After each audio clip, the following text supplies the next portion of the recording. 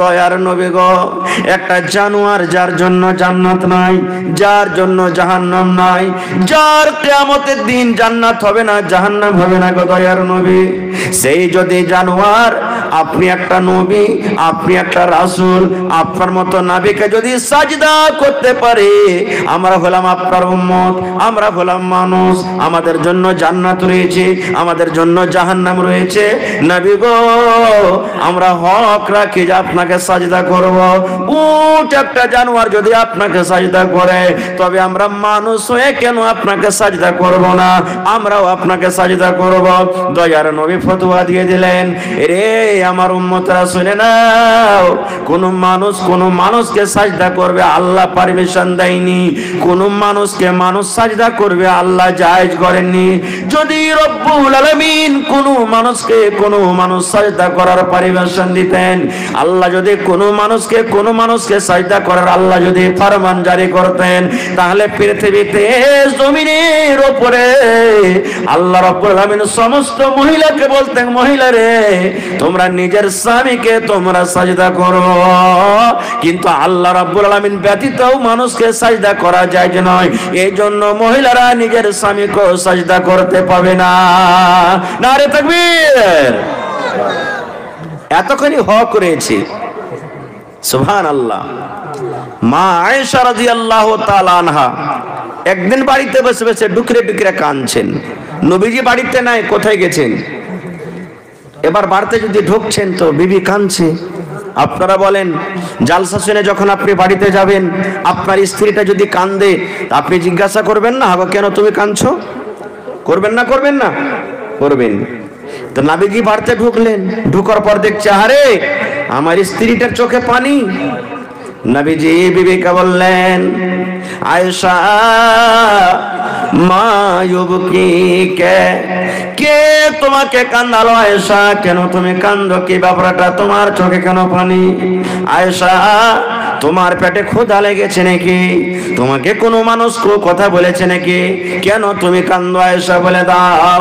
হায়রাত আয়েশা বলে, নবী গো, আমার পেটে যন্ত্রণা, কোনো ক্ষুধা নাই, আমাকে কেউ গালি দেয়নি। তবে নবী বললেন, আয়েশা তুমি কেন কান্দো? দয়া করে বলে দাও। হায়রাত আয়েশা বলেন, আল্লাহর নবী গো, এই পৃথিবীর প্রতি আমার প্রতি কত ময়ে, আপনি আমাকে কত ভালোবাসেন, আমার চোখে পানি দেখে আপনাকে দয়া লেগে গেল, মায়া লেগে গেল। নবীজি যেদিন কিয়ামত কায়েম হবে, হাসরের ময়দান হবে, নবীজি বলেন তো, ওই কিয়ামতের দিন হাসরের ময়দানে এই মায়া দয়া আমার প্রতি থাকবে কি থাকবে না? নবীজি বললেন, আয়েশা কিয়ামতের দিন তিনটা স্থান এমন রয়েছে, তিনটা জায়গায় এমন হবে আয়েশা, আমি নবী ওই জায়গাতে যদি তোমরা কোনো বিপদে পড়ে যাও, ওই জায়গাতে যদি তোমরা কোনো মুসিবতে পড়ে যাও, আমি দয়ার নবী ওই তিন জায়গাতে তোমাদেরকে উদ্ধার করতে পারবো না। তার সাথে সাথে মায়েশারও বলেন, আমার সাথে নবীর কত মহব্বত ভালোবাসা ছিলেন। মায়েশা বলেন, দুধ পান করি আমি গিলাসে, আমি পানি পান করি গিলাসে, দয়ার নবী টুকটুক করে আমার দিকে দেখেন, আমার বেবি আয়েশা গিলাসের কোন জায়গাতে মুখ লাগায় পানি পান করেন। মায়েশা বলেন, আমি দুধ পানি করে যাই, আমি পানি পান করে যাই, দয়ার নবী আমার দিকে দেখে আছেন। মায়েশা বলেন, আমি পানি পান করতে করতে যখন গিলাসটা আমি রেখে দিলাম, দয়ার নবী চট করে গিলাসটা উঠাইয়া বন্ধু। মায়েশা বলেন, যে জায়গাতে আমি মুখ লাগায়ে ঠোঁট লাগায়ে আমি আয়েশা পানি পান করলাম, দয়ার নবী ওই জায়গাতে মুখ লাগায়ে পানি পান করলেন। এত মহব্বত। শুধু তা নয়, মায়েশারও বলেন, আমি গোশত ছিঁড়ে ছিঁড়ে আমি খাইতাম, হাড্ডিতে আমি কামড় দিতাম, দয়ার নবী আমার দিকে দেখতেন, আমার বিবি আয়েশা এই মাংসের গোশতের কোন জায়গাতে কামড় দেয়, কোন জায়গাতে দাঁত লাগায়, এবার ওই পেশটাকে যখন আমি থালাতে রাখতাম, মায়েশা বলেন, দয়ার নবী গোশতের টুকরোটাকে উঠিয়ে আমি আয়েশা যে জায়গাতে ঠোঁট লাগায়, দাঁত লাগায় আমি কামড় দিলাম, নবীজিয়া ওই টুকরা ওই পিসটাকে উঠায় নবীজি ওই জায়গাতে কামড় দিয়ে ছিঁড়ে ছিঁড়ে খাইতেন।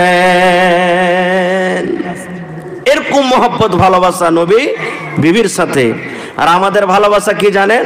সুবহানাল্লাহ।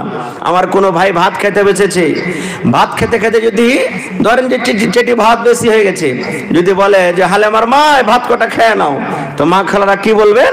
হালেমা গে ওই বকরিটাকে দিয়ে তোর বেটা ওর ছাড়া ভাত খাইনি, ভাত খেয়ে খেয়ে আমি খাবো না, গরুর দিয়ে দিয়ে। এই তো আমাদের প্যার মহব্বত ভালোবাসা। সুবহানাল্লাহ। ভাই আমার, তবে স্ত্রী ভালো নিতে হবে, তাহলে আপনার দুনিয়াটা জান্নাত হবে। কেমন স্ত্রী আপনাকে নিয়ে আসতে হবে, কেমন বউ আপনি বাড়িতে নিয়ে আসবেন, যে সেই বউ আপনি বাড়িতে নিয়ে আসবেন তা আপনার বাড়িটা জান্নাতের টুকরা হয়ে যাবে। এটা নবীজি 1400 বছর আগে বলে দিয়েছেন। কি নবীজি বলেছেন? তুনকাহুল মারআতু লিআরবাইন। নবী বলেছেন মেয়েদেরকে 4টা গুণ দেখে তোমরা বিয়ে করো।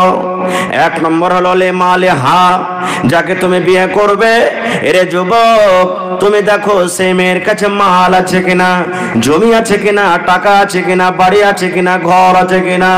যাকে তুমি বিয়ে করবে দেখো ওই মেয়ের বাবা মালদার ধনী আছে কিনা। 2 নম্বরে নবী বলেছেন ওয়ালে হাসাবিহা, তার বংশ দেখো, তার ঝাড় দেখো, তার খানদান দেখো। 3 নম্বরে নবী বলেছেন ওয়ালে জামালেহা, যে মেয়েকে তুমি বিয়ে করবে রে যুবক, সেই দেখতে সুন্দর আছে কিনা, দেখতে ভালো আছে কিনা, পছন্দ আছে কিনা। 4 নম্বরে নবী বলেছেন উম্মত রে ওয়ালে দীনহা, যাকে তুমি বিয়ে করবে দেখো তার মধ্যে দিনদারি আছে কিনা, নামাজ পড়তে জানে কিনা, রোজা রাখে কিনা, তেলাওয়াত করতে জানে কিনা, বায়াত বাণী পড়ে কিনা। নবী বলেছেন এই 4টা যার মধ্যে থাকবে ওই মেয়েকে তুমি বউ করে বাড়িতে নিয়ে এসো। কয়টা গুণ বলেছেন নবীজি? জোরে বলেন। জি। এবার যদি আপনারা বলেন হাজি মাওলানা 4টা গুণের মেয়ে তো পাওয়া খুব কঠিন, হয়তো 1000 100 200টাতে একটা পাওয়া যাবে। কোন মেয়ে দেখতে সুন্দর তো গরিব, কোন মেয়ে ধনী তো দেখতে সুন্দর নয়। হয়তো কোন মেয়ের কাছে টাকা আছে, মাল আছে, সুন্দর আছে, কিন্তু তার কাছে হয়তো দিনদারি নাই। তাহলে কি করব? সব সাঁড় হয়ে ঘুরে বেড়াবো নাকি? হ্যাঁ, বিয়ে করবো না? নবীজি এলান করে দিলেন, ও আমার উম্মতরা শুনে নাও, ফাজফার বিজাতিদ্দিন। উম্মত রে, আগেকার যদি 3টায় যদি তুমি না পাও, 4 নম্বর তার কাছে দিনদারি আছে রে উম্মত। ওই দিনদারি বউটাকে তুমি বাড়িতে নিয়ে চলে এসো। ঠোঁট মোটা হয় তাও চলবে, নাক বোচা হয় চলবে, দেখতে কালো আছে তাও চলবে, যে কোন রং আছে চলবে রে উম্মত, গরিব আছে চলবে, বংশ ছোট আছে চলবে। কিন্তু নবী বলেছেন উম্মত রে, যদি তার কাছে দিনদারি আছে, ওই দিনদারি মেয়েকে তুমি বাড়িতে নিয়ে আসো। কারণ দিনদারি মেয়েকে বাড়িতে যদি তুমি নিয়ে আসো, তোমার বাড়িটা জান্নাতের টুকরা হয়ে যাবে। নারে তাকবীর। আচ্ছা, একটা কথা আরো বলেন, আপনাদের এলাকাতে যখন একটা ছেলে এবং মেয়ের বিবাহ পড়ায় ইমাম সাহেব ছেলের কাছে যায়, তখন তাকে বলে যে হ্যাঁ এতটি টাকা মোহর, উমুকের মেয়ের সাথে তোমার বিবাহ দিলাম, তুমি তাকে কবুল করো। বলছেন? বলেন? বলে। আপনি কি কবুল করলেন? কোনদিন জিজ্ঞাসা করেছেন মাওলানাকে? হাজি মাওলানা কবুল কাকে করলাম? কি কথার কবুল করলাম আমি? কবুল না কবুল, মারে ঘটনা ফুটে স্যার, কবুল বলতে হয় বাপ দাদার রেশমের আওয়াজ, কবুল বলে দিলাম নাকি? রে মুসলমান, কবুল কাকে বলা হয় শুনে নেন। কবুল এই কথাটা আপনি কবুল করেন 5 জনের সামনে, বরযাত্রীর সামনে, সাক্ষর সামনে, এই কথাটা আপনি কবুল করলেন। আল্লাহকে বলছেন মাবুদ রে, এই যাকে আমি বউ করে বাড়িতে নিয়ে যাব, তার বয়স 16 বছর 18 বছর হয়ে গেল, জন্মের দিন থেকে নিয়ে 18 বছর পর্যন্ত। তাকে কাপড় দেওয়া কে দিয়েছে? বাবা দিয়েছেন, ভাই দিয়েছেন। তাকে খেতে কে দিয়েছেন? আব্বা দিয়েছেন। সাবুন কে দিয়েছেন? আব্বা দিয়েছেন। তাকে বুখার হতে গেলে, শরীর খারাপ হতে গেলে ডাক্তার কে নিয়ে এসেছেন? আব্বা নিয়ে এসেছেন। আল্লাহ সমস্ত জিনিস আব্বার জিম্মাতে ছিল, আব্বার মাথাতে ছিল। আজকে আমি তাকে স্ত্রী করলাম, আমি তাকে কবুল করলাম। আমার মৃত্যু পর্যন্ত যতদিন আমার কাছে বউ হয়ে থাকবে মাবুদ, তাকে আমি কবুল করলাম। তাকে কাপড় লাগলে কাপড় দিয়ে কোনো দুঃখ দেব না, ডাক্তারের দরকার হলে ডাক্তার নিয়েছে তার আমি ওষুধ পানি করব, সব কিছু কবুল করলাম মাবুদ রে, সব কবুল করলাম। এর মানে হলো কবুল, এর মানে হলো কবুল। কিন্তু কত ভাই আছে জানেন, 10 দিন 15 দিনের জন্য যদি মায়ের বাড়ি যদি মেয়েটা যায়, আর হয়তো বাবাটা গরিব মানুষ, কাপড় দিতে পারলে না চলে এলো, তখন আইসা ওর সাথে 2 দিন কথা বলবে না। স্ত্রীটা যদি বলে হাজি কি ব্যাপার, তুমি মুখ ঘুরিয়ে ঘুরিয়ে থাকছো আলাদা হয়ে, কথা কথা বলো না, মায়ের বাড়ি থেকে এসেছি, ভালো মন্দ জিজ্ঞাসা করো না। হ্যাঁ হ্যাঁ, কোন কাঞ্জুসের বাড়ি গেছিলি তুই, কে তোকে যেতে বলেছিল, এতদিন পর গেলি একটা কাপড় গলা দিতে পারলে না তোকে, হ্যাঁ বকিলের ঘাড়ি থেকে তুই ঘুরে চলে আলি। জি না, বলতে হবে না। খুব আপনি যে কবুল করেছেন, বিবাহের পর যদি আপনার শ্বশুর আপনার স্ত্রীকে 1 টাকারও যদি কিছু না দেয়, আপনার বলার অধিকার নেই, কারণ আপনি কবুল করেছেন, সব আমি দিব। কিন্তু এখন তো এই যুবকেরা, মেলার টাইম আসবে, তোর বাবাকে বল 10,000 টাকার মোবাইল দিবে, না হলে তোর পিঠের উপরে পড়বে 2-4 চাবুক, বলে না, বলে। এ মায়েরা খালারা, আপনারা শুনে নেন, মাগে একজন সাহাবী নিজের বেটির বিবাহ দিবেন, বেটি বলছেন আব্বা আমি বিবাহ করব না। নবীর জামানাতে একজন সাহাবী নিজের মেয়ের বিবাহ দিবে, মেয়ে বলছে আব্বা আমি বিবাহ করব না। খুব চলে গেলেন সে সাহাবী নবীর দরবারে, নবীজি আমার মেয়ের আমি বিবাহ দিব, কিন্তু আমার মেয়ে বলছে আব্বা আমি এখনো বিবাহ করব না, একটু বুঝান তাকে। নবীজি বললেন তোমার মেয়েকে এনেছো, বলছেন না, যাও তোমার মেয়েকে এনেছো। চলে গেলেন সাথে করে। নবীজি বললেন মা গো, তোমার আব্বা জান তোমার জন্য একটা ছেলে দেখেছে মনে হয়, রাজি হয়ে যাও মা, তুমি বিয়ে করে নাও। কি ব্যাপারটা তুমি ইনকার কেন করেছো? এবার সেই আল্লাহর বান্দি সেই মেয়ে বলছে নবী গো, একটা প্রশ্ন করবো গো দয়ার নবী, একটা প্রশ্নের উত্তর দিয়ে দেন, একটা আপনাকে প্রশ্ন করব। কি প্রশ্ন? দয়ার নবী বললেন, সেই মহিলা নবীকে বলছেন নবী গো, আমি যে বিবাহ করব, যে আমাকে বউ করে বাড়িতে নিয়ে যাবেন, যে আমার স্বামী হবে দয়ার নবী গো, তার বাড়িতে যখন আমি চলে যাব, যে আমার স্বামী হবে, আমি তার স্ত্রী হব, তো আমি যখন তার স্ত্রী হয়ে যাব, আমার স্বামীর কতটুকু কথা মতো আমাকে জীবনটা কাটতে হবে, তার কথা মতো কতটুকু আমাকে চলতে হবে, তার কি কি কথা আমাকে শুনতে হবে। দয়ার নবী এলান করলেন, এরে আল্লাহর বান্দি শুনে নাও, তোমার উপরে তোমার স্বামীর অতটুকু হক রয়েছে। তোমার শরীরে যদি ফট হয়ে যায়, ফট বোঝেন বন্ধুরে, ঘা হয়ে যায়, ফট হয়ে যায়, রক্ত বইছে, খুন বইছে, পচ চইছে, দয়ার নবী বলেন রক্ত বইছে, ফট পেকে গেছে, ঘাও পেকে গেছে। এবার তোমার স্বামী যদি তোমাকে বলে বিবি রে আমার রক্তটা তুমি পরিষ্কার করে দাও, মুছে দাও, কি দিয়া তুমি সাফ করে দাও? পানি দিয়ে তোমাকে সাফ করতে হবে না বিবি রে, তুলা দিয়ে তোমাকে সাফ করতে হবে না, কাপড় দিয়ে তোমাকে সাফ করতে হবে না, কি দিয়ে সাফ করতে হবে? দয়ার নবী বলেন যদি তোমার স্বামী তোমাকে বলে তুমি জিহ্বা দিয়ে চেটে চেটে চেটে চেটে চেটে তুমি রক্তটাকে সাফ করে দাও, দয়ার নবী বললেন আল্লাহর বান্দী শুনে নাও, তোমার স্বামীর রক্তটাকে তোমাকে জিহ্বা দিয়ে চেটে চেটে চেটে সাফ করতে হবে। তুমি ইনকার করতে পাবে না, ইনকার করতে পাবে না। নারে তাকবীর। হয়নি, হবে না, হতে পারে না, আমার নবীর সাথে কারো তুলনা। হয়নি, হবে না, হতে পারে না, আমার নবীর সাথে কারো তুলনা। হায়রে তুলনা তো দূরের কথা, ছায়াও মিলে না, হায়রে তুলনা তো দূরের কথা, ছায়াও মিলে না। হয়নি, হবে না, হতে পারে না, আমার নবীর সাথে কারো তুলনা।